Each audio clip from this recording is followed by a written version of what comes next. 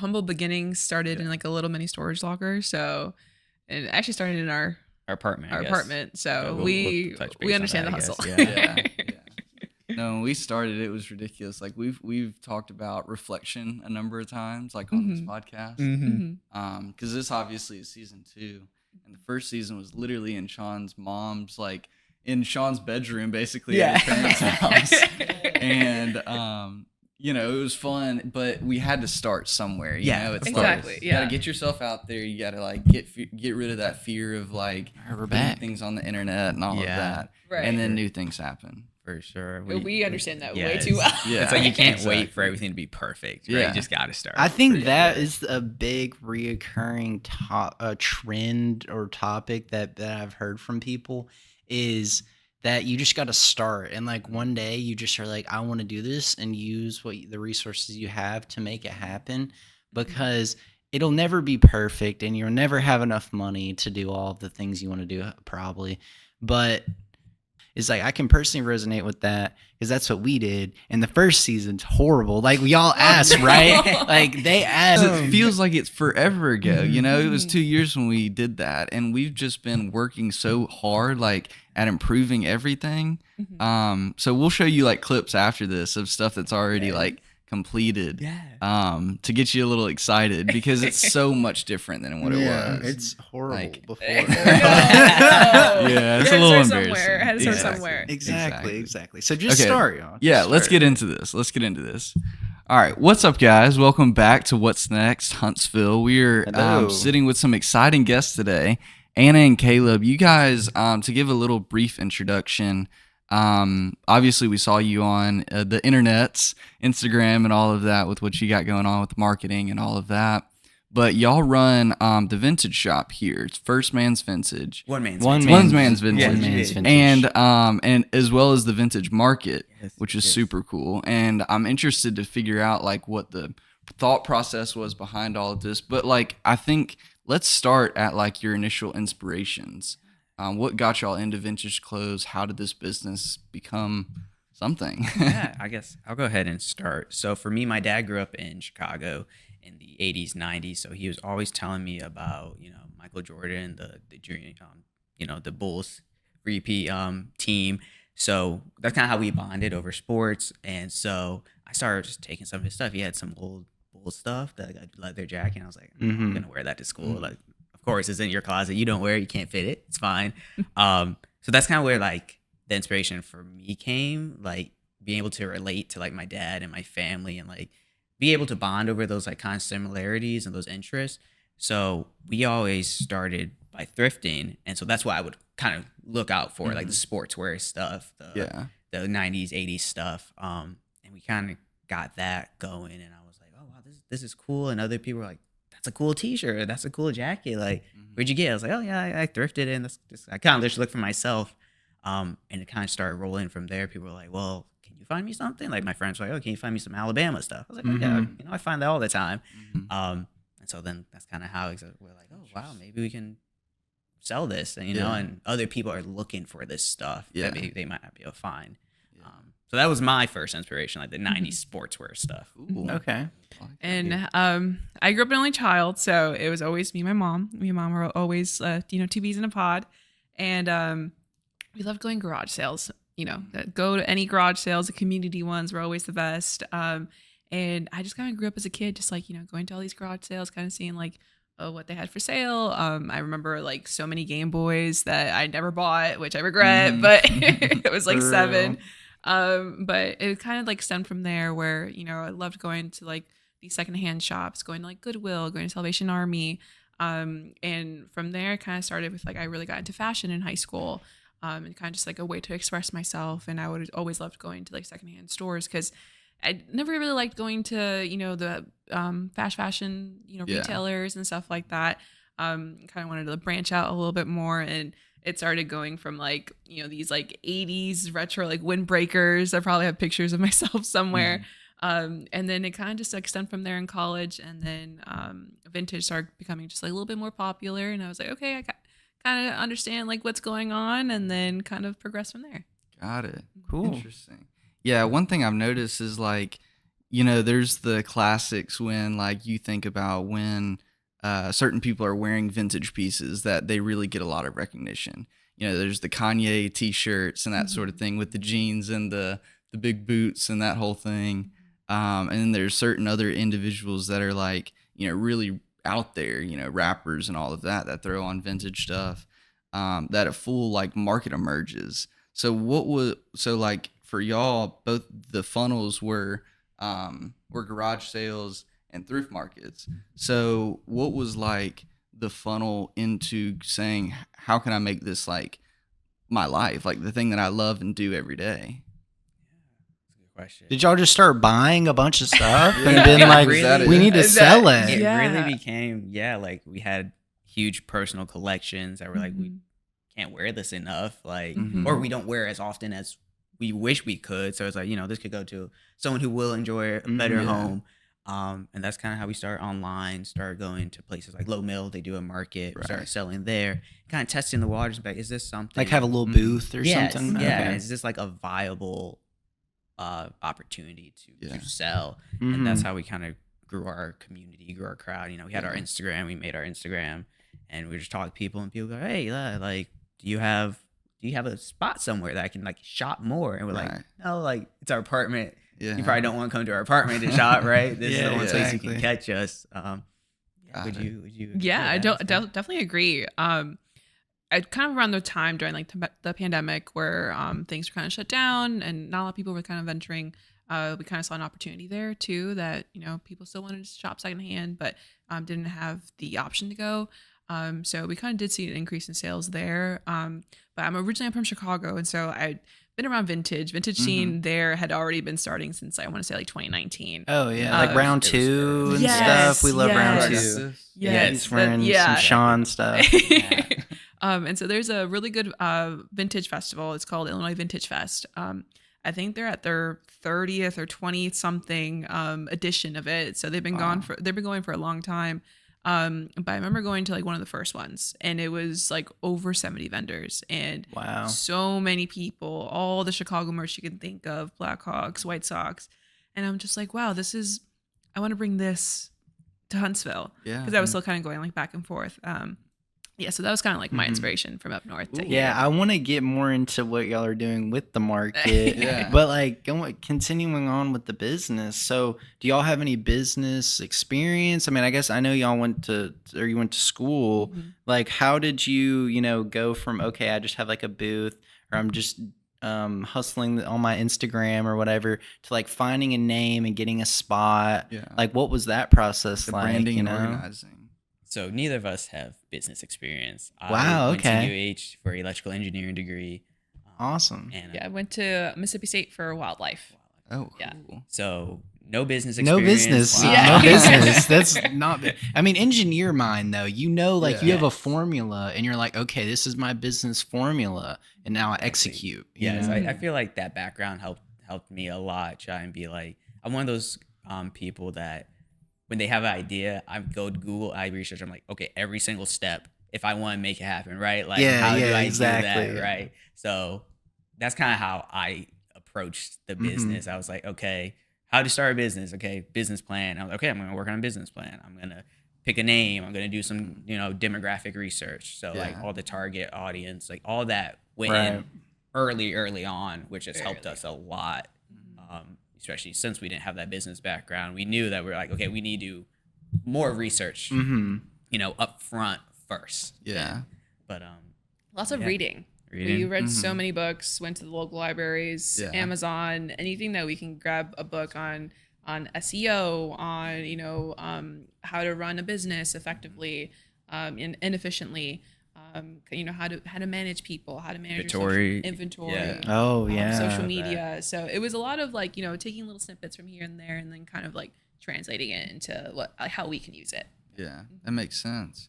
So, like when you think about the market, the kind of companies you mentioned round two, what are some others that are like kind of like the vision of what y'all are doing in 10 years with the big markets and the big storefront and that whole thing? Like, what are some of those companies you're modeling after? You want to go with the vintage market?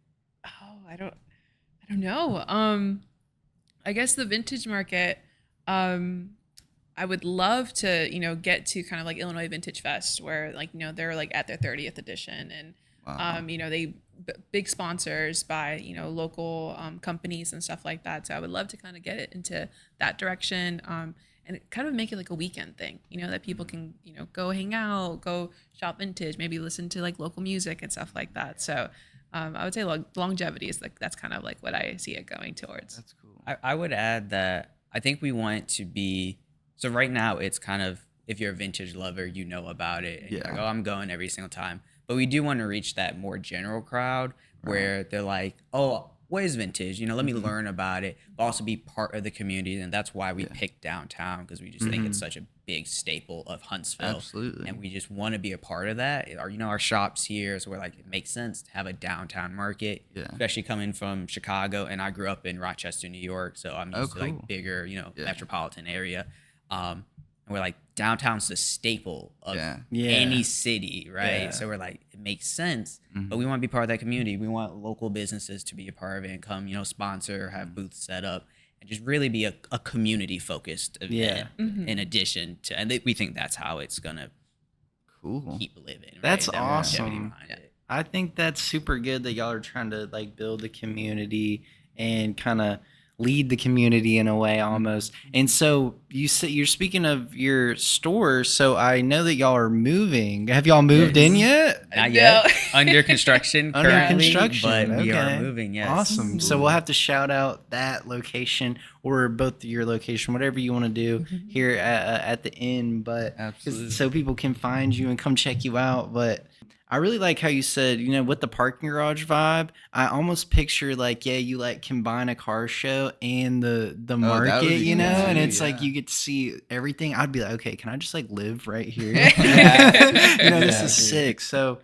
like, how did you come up with the name, For One Man's Vintage? Yeah, One Man's Vintage. It was really just a play off, like one man's trash is another man's treasure kind of thing. So like we've had some people kind of pick it up, but it's not like really in your face. Yeah. No, I see that now. Yeah. I like that. I like That's that. kind of what it was a play off of when it first started.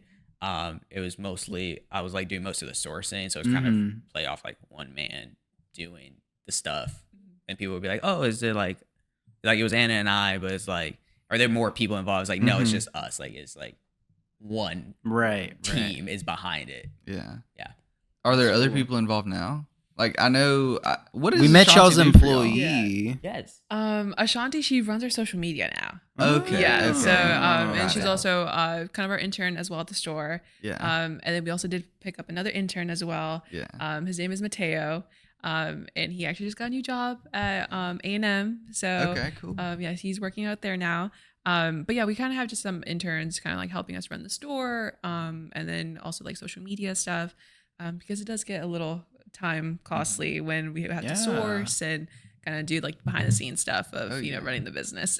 Absolutely. What are your hours like? When's the store open? Currently, we're open 7 days a week. Wow. Monday through Saturday, 12 to 6, and then Sunday, 12 to 4. That's Okay. amazing. Okay. That's It's nice that y'all are able to step away for this. I appreciate it. yeah, for real. Thank you for being here. So what is it like being business owners having to juggle, the business and personal life? And y'all are dating. Like, how do you manage being Yeah. partners Yeah. and dating? I think that's the. It's a lot of like boundaries, boundaries where we can kind of be like, okay, hey, like let's like set business stuff aside.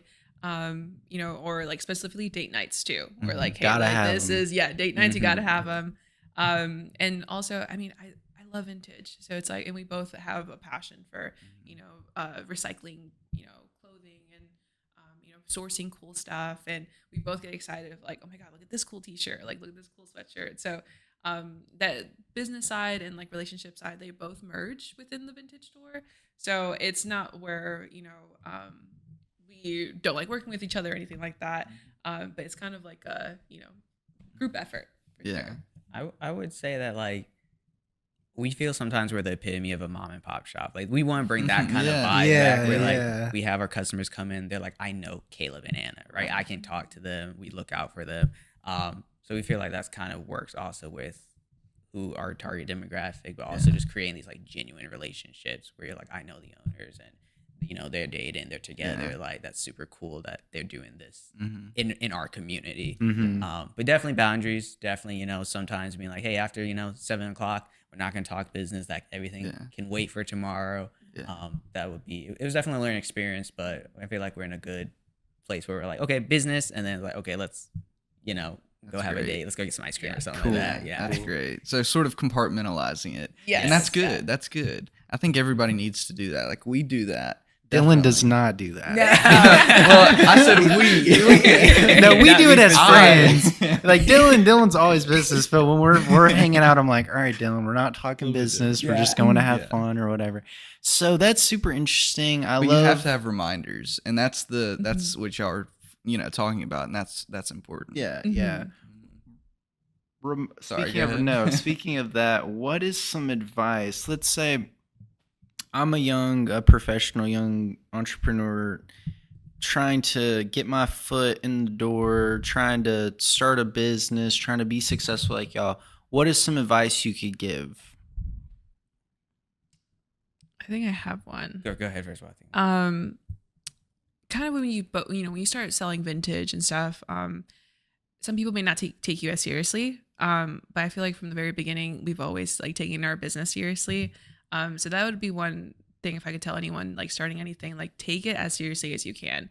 Because if you take it seriously, other people will view you seriously and, take a second chance, or a second look at kind of like what you're promoting or what you're making and stuff like that. So, I think that's definitely one piece of advice that I would recommend to anyone. Like, hey, take your craft seriously. Like it's, other people will view you in a certain way, but as long as you kind of get into those doors and be like, hey, this is me, this is like what I do and stuff like that, have like your 3-minute pitch and like 1-minute pitch already set up.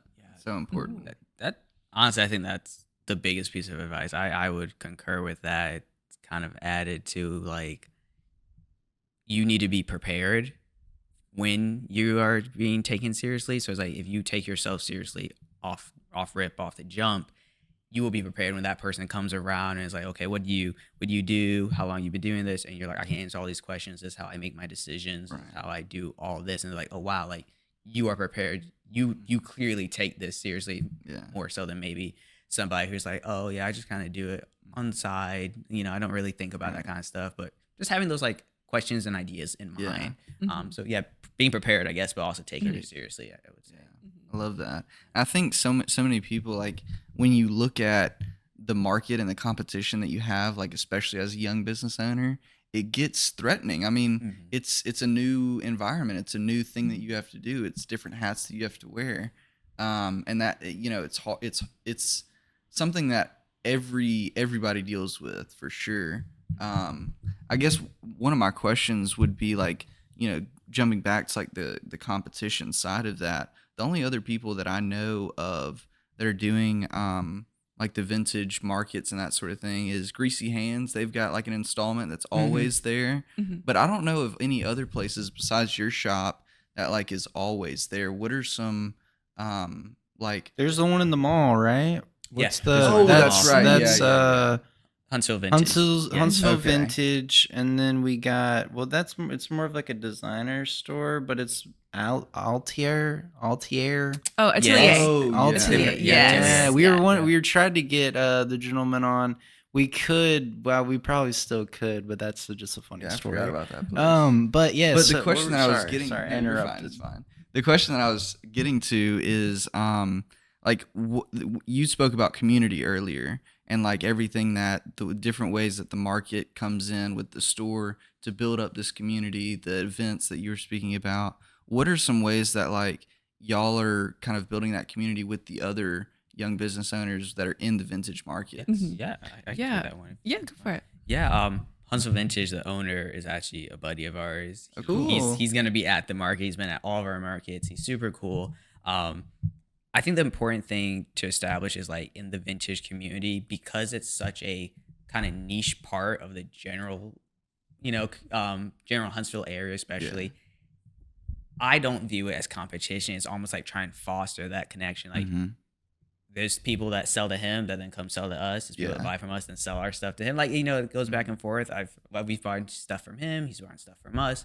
So it's kind of one of those things where it's like, overall, we try our best to make sure that we're like trying to prop each other up, because vintage is one of those things that not everybody understands. That's good. So it's almost like, hey, like, we'll help you out. You help us out. And one cool thing about vintage, I'm sorry if I'm talking. No, go for it. Each store has its own unique vibe too, which is one of the coolest things. So like a store in like Round 2 may have a completely different vibe than us down here. Someone in Tennessee may do like more Western, outdoorsy stuff than a shop in LA that's doing more sports surf wear kind of thing. So that's the cool thing about different vintage shops have different vintage pieces, and they're all unique. They all have different styles. Anything to add? Yeah. I would probably say like competition wise would probably be like the fast fashion retailers. Yeah. I would say kind of like Abercrombie. They're doing like the the new sweatshirts with like the old logos and stuff like that. Selling them at a little bit of a higher price point than kind of what the original would be. So I kind of view, if I could, if it was 1v1 with us and a big retailer, probably like Abercrombie. It's like new, but it's vintage new. But it's like new, but they made it look vintage. Yeah. Is that what you're saying? There's sometimes tricking people into being like they're like example, Dylan, like your shirt. They may be like, oh, I've seen that print at like Abercrombie. That's vintage. And you're like, no, this is like actually from when the Olympics came out in 96, not just printed right this year. Right. So they'll get confused because they just see the same print and not understand the whole, like how to tell it's actually vintage, which is what we do at the shop all the time. We try to teach people and, help people learn why certain pieces have certain values and stuff. Are there any resources that? Sorry, I don't want to. No, you're fine. I know you were starting on something. Getting excited. Do y'all have any resources that, or any things that you kind of look at to know if something is vintage or if something? I mean, I'm sure a lot of times you could tell, but like just by your eye. But do y'all have y'all have to check fakes? Like if I brought some Jordans in there, y'all are gonna like check them, make sure they're, you know what I mean? I'd hope so. That's Your one thing we customers don't would do. hope so. Well, no, of course, we don't of do course. sneakers. Oh, okay. That's good. But there's tags. A lot of stuff that's made in the USA is one like a good sign that's like, oh hey, like that's for sure vintage, because not a lot of things are made in the USA anymore. So like anything made in the USA tag. Sometimes if the tag is like a lot thicker than anything like screen printed as well, that's a good sign that it's vintage. And then probably like the last one would be the sleeve. So there's a thing called single stitch where a lot of new t-shirts have a double stitch on the sleeves. But if it's single stitched, it's usually kind of from the 90s and stuff like that. They stopped it maybe late 90s. It was just a way they stitched the t-shirts that the factories changed how they did it. So now most things are double stitched. Few are still single stitched, but most are double. Is this single stitched? Yes, and you can kind of tell. Yes. I don't have a t-shirt, Yeah, I don't but have a it's like t-shirt. one stitching just on the hem and on the sleeves is a big indicator that it's vintage. That makes sense. Interesting. So the thing that I was getting excited about is you mentioned this t-shirt. This goes into the mission that I'm excited to hear about for y'all. We were in Chicago. It was for a friend's concert. And It was cold. My feet were cold. Sounds about right. I didn't Yeah, wear it was proper freezing. proper shoes. I messed up. But I walked into this store and we went up to the second floor. I saw all the black t-shirts hanging up there. I went through and started picking through a few. And then I realized the first one that like I picked through and I just like, went right past it.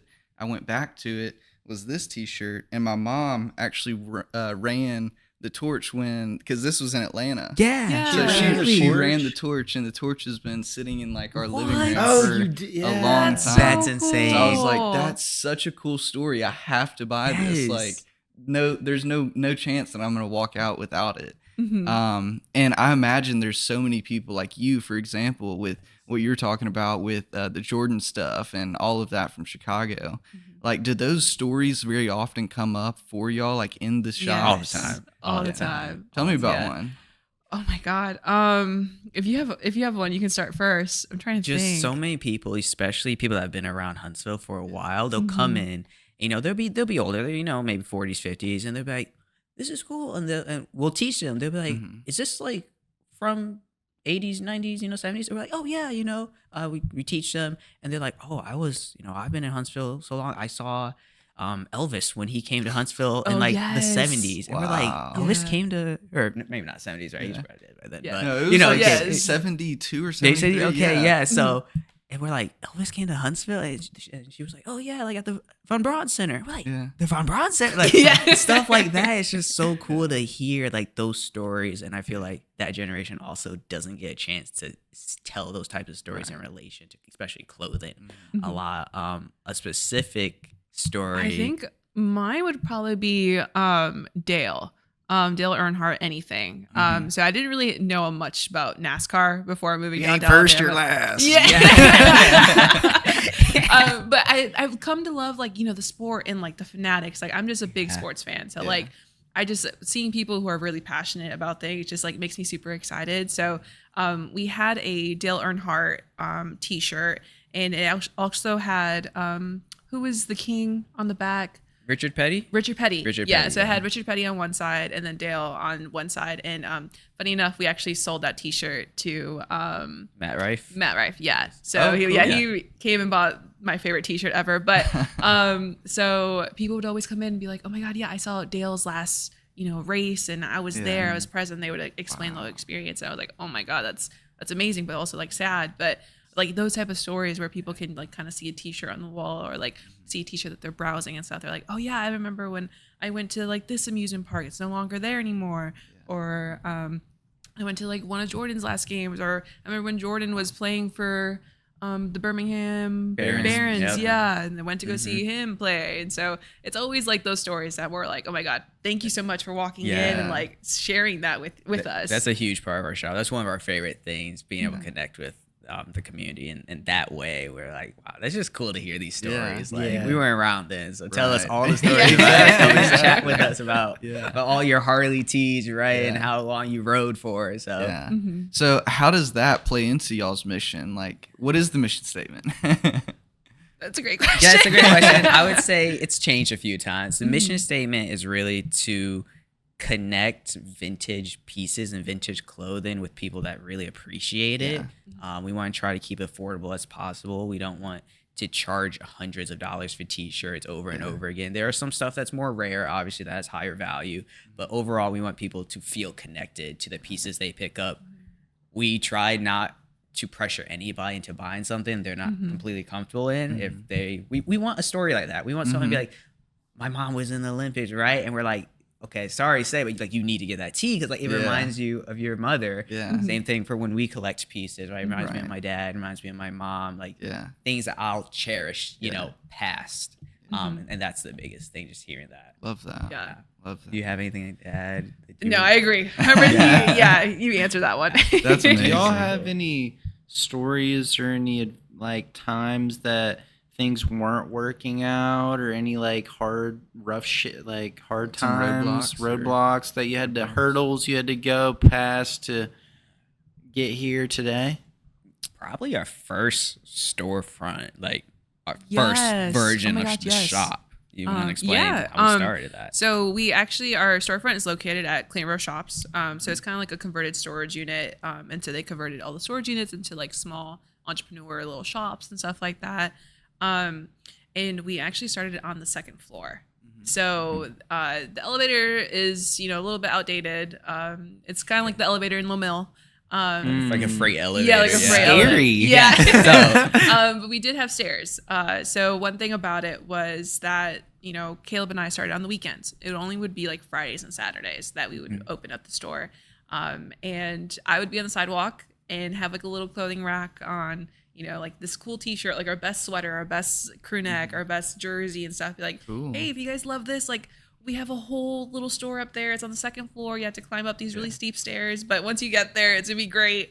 So kind of like that pitching of like, ourselves and kind of trying to gain the confidence of, all of our customers and stuff. I think that was a little bit hard because we were only there for, certain hours. Only really captured what walkable traffic downtown had to offer at that point in time. So our Instagram was still growing, so we weren't as big quite yet. So I would say that it was hard. I'm a good saleswoman every once in a while, but just the repetitiveness of like, getting up and going to, go work at it learning how to like talk with people, how to communicate, and how to put your best foot forward in that type of situations. Definitely taught us a lot. I would say for me, I'm more introverted, and it's definitely more the outgoing part of the team. So I was very shy, and I like Anna said, she would be downstairs. Hey, look at him here today. Yeah. I guess it's showing how I've grown the last 2 years. But Anna would be downstairs, and she would send them up, and then I would be upstairs, like, manning the shop. So I really had to learn how to speak with people, just like small talk. Welcome them. Yeah, and make them feel comfortable in a way that's like, hey, you at least remember us and you want to come back, even if you don't buy anything today, right? You at least remember, okay, there's a cool vintage shop upstairs, and I'll come back next weekend. So that's something I've definitely had to work on the last 2 years, try to get out of my shell a little. I feel like that's a big thing, because plus you're an engineer. Like, I feel like engineers, like, your brain is just like not made to like do that type of stuff, because I have a lot of friends that are super technical, super smart guys, engineers, programmers, and they'll just like, they're able to just lock in and like do whatever technical work needs to be done. But when it comes to like having like a conversation with a normal human about it, it's like, okay, explain this to me like I'm 5, because I don't understand what you're talking about, but they're unable to do it, but I think that if you kind of recognize that and can kind of work on it, then like, I mean, you seem great. So it's like, I'm sure when we met y'all, it was a great, so I'm excited to see how y'all have grown. What made you, I guess, reverse, what are your plans going forward for like expansion and things? Currently, the new shop, we're under construction, like we said before. It Oh, will be bigger. Right. It definitely will be bigger. It's about double the space, I would say. Wow. About double the space. And for us, that's the first step, right? We've always dreamed of having a shop downtown. That's also why we've chased it so hard. But we want some more space. We want to be able to maybe host community events, art shows or music gatherings, right? So that's kind of past just selling vintage. We kind of want it to be kind of tied into our mission statement, right? About being for the community, being involved with the community. Have our shop reflect that as well. Yeah. Kind of, examples would be like, toy drives. That in the past we would have loved to host, but like we were kind of limited in space.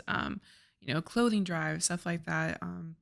Stuff where we can donate to like local food pantries. I feel like in our core, we've always wanted to help the community. I think that's something that like we're really passionate about as well. So like even with a bigger space, and if in the future, if that leads to, who knows, a scholarship in our name that, we can give to like local college students, like that would be kind of like the forethought of like the future of OneMansVintage. So I've joked with Anna sponsoring Huntsville City FC. Yeah. That would be cool. One man's jerseys. I was like, that'd be cool. That would be sick. Would they have to be like vintage style? Like retro style. I was like, that would be maybe hard. Big dreams, obviously, always. Yeah, you gotta have big dreams. So I know, are y'all like out facing like the street now? Like, are y'all have like a prime spot now, right? Yes, that you're we expanding will to? be there right across from the Clinton parking garage. Awesome. Right across from there, kind of like Honest, and then we're on that other side. That'll probably increase foot traffic and sales. Hopefully, that'd be cool. Oh yeah. I know we're sorry. Okay. We're located in the back hallway right now.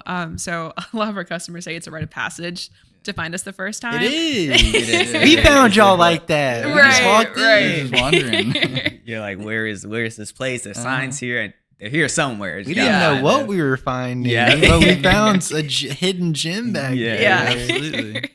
So now the hidden gem will have its own front windows. Yeah, which is super awesome. exciting. Make it easier for all of our customers also to shop, because you guys saw it. It's kind of it's small back there. There's a lot of good stuff, but not quite as much space as we would like. So up front definitely will help that, just make it more comfortable to shop and more vintage pieces out for sure. Yeah. With the market, how many people that own other vintage stores are coming right now? Because I imagine that's a number y'all'd like to increase too, right? Yeah.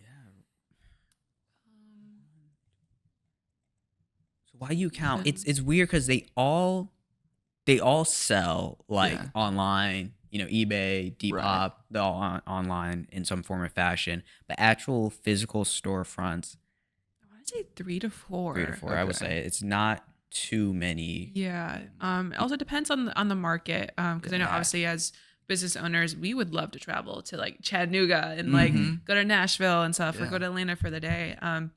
So we understand about like, it's hard to close down the store or have someone, run the store for the day, especially a weekend where it's more the busiest day. Yeah. So we understand. We would love to have more shops and stuff, more stores. If they were able to divide up their team, we'll take them all. We'll take them all. But yeah, I think right now 3 to 4. For this current one, but we've had others come in that may like kind of Anna said, they're like, oh, I can't make it to this one, right? Because maybe it's super busy in Tuscaloosa, and game day in Tuscaloosa, right? It's like I'd rather be there. It's like we understand, right? Do what's good for their business. Yeah, it's mostly just for resales. Is that how it also started? Like we started at 20 vendors, our very first one, and most of them were just our buddies that we met throughout the last few years. They're like. Man, they're like, there's no markets going on near me. Like, I either have to go to Atlanta, I either have to go to Chattanooga, make the closest one maybe in Birmingham, but they do it. So we're like, well, what we just made one for you guys, and we could all just hang out. Yeah, because if you already have a little bit of like clout and stuff in the community, then you can kind of help all your friends and put them on. That's sick. Where I don't want y'all to like give any secret sauce out or anything. I mean that is kind of what this is, but what are some things, like, you don't have to name it, but like what are some ways you source just from other thrift spots? Or I don't think it's too big a secret. No, we sometimes do go thrifting every once in a while. Sometimes we go locally, sometimes we kind of outsource outside of the state as well. We're kind of like Plato's Closet too, where people kind of like sell us things as well. So we do try to sell a trade. Okay. So I think that's probably like our y'all do most. stuff I forget that's a too. thing. Is it commission stuff? Commission? Not currently. Or consignment. Consignment. Not currently. Not currently, especially with the limited space. That's something we've thought of, but right now it's just kind of like Plato's Closet, right? Buy, sell, trade. Yeah. And that's where the majority of our inventory comes from. And we always tell people that, especially the older crowd, right? If they're like, oh, I have a box of stuff like this in my attic, I was just gonna toss it. We're like, don't toss it. One, get some money for it, right? Don't just donate it to Goodwill. They're not give you anything. Like, we'll give you some money for it. It'll go back in the community. It'll go back to people who will enjoy it. And a lot of people really resonate with that. They're like, wow, that's cool that someone 30 years younger than me is gonna wear this, but like in appreciation, not just like for a rag or something. They're gonna be like, this is a cool tee. And I'm like, wow, so I think a lot of people enjoy that about. Well, if y'all do a consignment rack, I might have some jackets for you guys. Okay, well, you'll be the first one. That's what I'm talking about. Dylan's vintage is, I don't think, the vibe. It's vintage. It's a bunch of jackets like this. Oh, kind of like the more formal. Jackets. Yeah, it's like there's a crowd for that, and there's a crowd. It's just like just when you side market, right on the price tag. It's gonna be an extra $7,000 on there. There you go. It's okay. It's one of those That's splurge. not a bad thing to do. You just have it in like a case. Yeah, You're glass like, case. This is the vintage Dior. Yes, there's design. We'll make sure it's rotating. Yeah, we're Okay, rotating yeah. spotlight. Exactly. You have to have like security alarms. And We'll hire a security guard. I'm sorry I brought it up. No, but I am excited about everything y'all are doing. We're kind of like in the process of doing some new things, and I love how y'all said you would want to use your space for like a possible art show, a possible like music events, because that's kind of like that kind of is aligning a little bit with things that we're doing. So maybe in the future, I don't want to get too deep into it. I love like teasing it, but that is, I think we can make some business happen possibly with something like that if y'all be interested. Down to listen. Sure.